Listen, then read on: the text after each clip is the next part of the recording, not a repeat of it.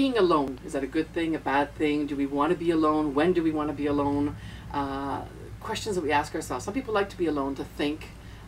And for me, one of the experiences that I had was a few years ago. I decided that I needed to do Liliane's project. Project Lil, I called it. And it was about me.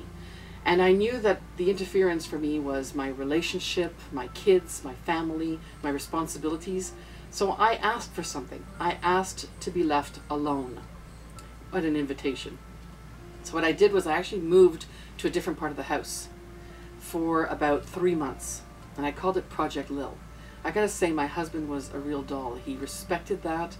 He held that space for me, didn't judge me through the process. And off I went. Went and sat in the living room. I remember the first few days, sat in the living room and thought to myself, okay, now I'm alone, it's about me.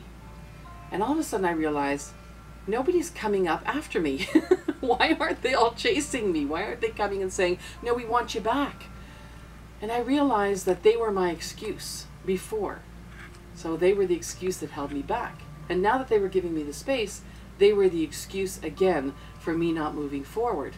So no matter what, I had to find somebody else to be my excuse instead of me.